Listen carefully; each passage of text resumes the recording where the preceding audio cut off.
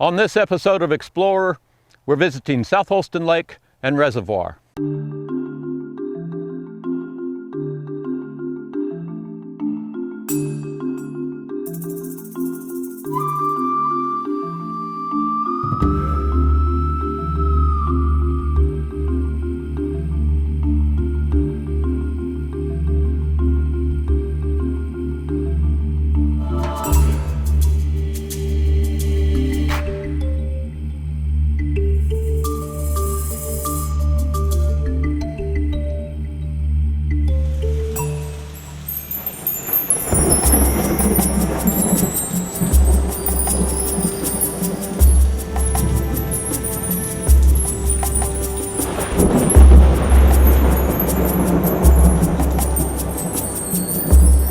We get our share of rain, and the natural water systems of streams and creeks that drain the area between the Clinch Mountain Range to the northwest and the Holston Range to the southeast converge into three meandering rivers. Their names are easy to remember. They are the North Fork of the Holston, the Middle Fork of the Holston, and the South Fork of the Holston River. The North Fork stays right in the shadow of Clinch Mountain all the way to Kingsport, but its two cousins to the south wander far and wide across the broad valley. And finally, the Middle Fork and the South Fork converge here at Alvarado, Virginia. That South Fork of the Holston River travels through many deep canyons, and in the early days of the 20th century, several power companies were interested in the South Holston River watershed, particularly in this area between the foothills of Holston Mountain and this ridge of rough terrain simply called the Knobs in this U.S. Geological Survey map from 1934. In the 1920s, the Holston River Power Company conducted a massive survey of the basin.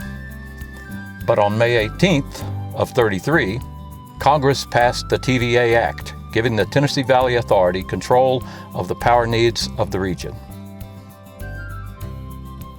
It proposed the construction of two dams in the area, one at Cardin's Bluff, known as Watauga Dam, and the other at the western opening between the Knobs and the foothills of Holston Mountain, forming a workable span of 1,600 feet to obtain a height of 285 feet. The primary purpose for building these two dams was flood control, especially in light of a disastrous flood in 1940 that had destroyed several structures in Bluff City and Kingsport, both downstream from the proposed dam sites. The dams would also produce electricity to help TVA meet the high demand for power in the region. But the proposed reservoir was going to require that 12,860 acres of land be purchased, 3,875 of which had to be cleared. An entire farming community of 342 families, as well as 559 graves, had to be displaced, and over 30 miles of roads had to be relocated. And then there was Big Creek.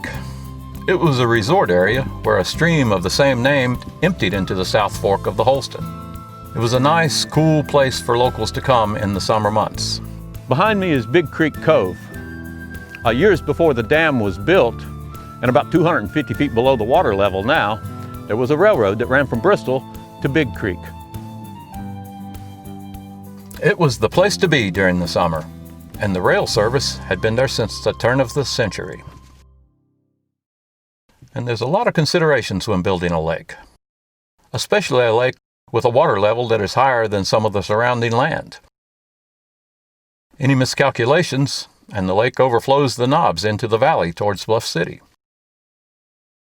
So, after careful consideration, a saddle dam had to be constructed here at Observation Knob at Painter's Spring. The area is still called Observation Knob, and there's a picnic area and a boat launch and a 3,400-foot-long saddle dam. The area behind the main dam had to be flattened and enlarged as much as possible to drive that 44 megawatt turbine with millions of tons of water. These two spurs were both chopped off to enlarge the main reservoir. Then most of the town turned out to watch the first dynamite blast, just a few hundred yards downriver from the site of the main dam.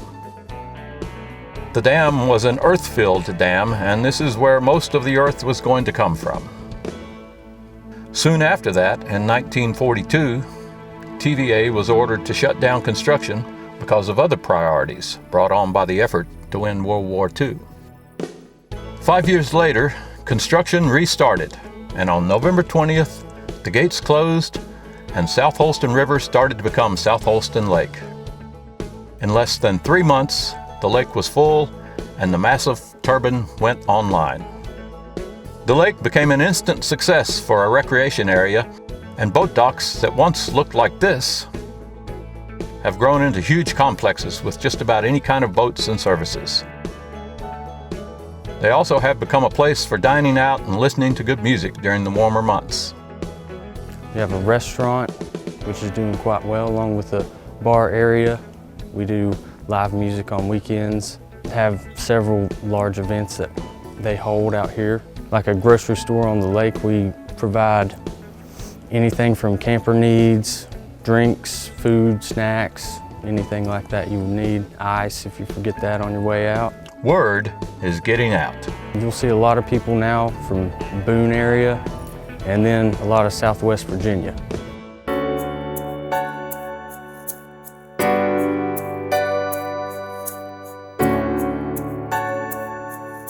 In 1991, TVA built 2 weir dams, one on either side of Osceola Island, just downstream from South Holston Dam. The purpose of the dams was to improve water quality downstream. And it definitely worked. In the spring, when the serviceberry and dogwood bloom, the white bass run, and that makes the fishing down below the dam about as good as it gets. Osceola Island, besides the weir dams, offers many recreational opportunities with hiking paths, bicycling trails, park benches, picnic areas. All in all, it's a wonderful place for a family outing. We come out because they have beautiful walking trails and really nice scenery out here. Our dog enjoys coming out and walking. Likes to swim. Likes to swim, yeah. We pretty much just come out and walk. Sometimes we have picnics and stuff. A lot of people canoe and fish, do all sorts of stuff out here, bike ride. Sometimes we bring the bikes out. It's very beautiful. Like, if I come out here to relax or just, the scenery is really nice. Relieves stress. It's very relaxing. Yeah. Puts you in a great mood. It's very beautiful out here. Peaceful.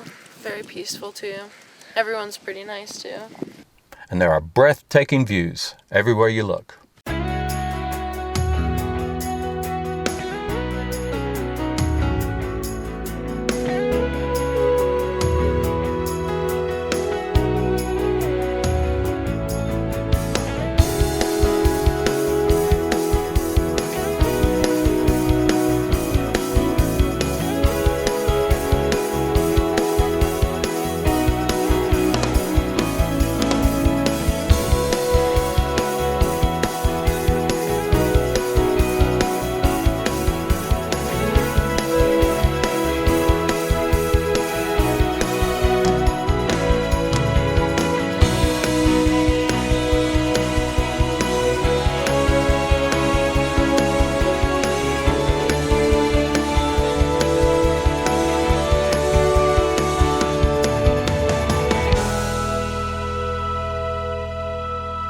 Well, I hope you enjoyed this episode of Explore. South Holston Lake really is one of the gems of our area. Do yourself a favor. Grab the kids, get the dogs, and get out and enjoy nature in this beautiful area that we call home.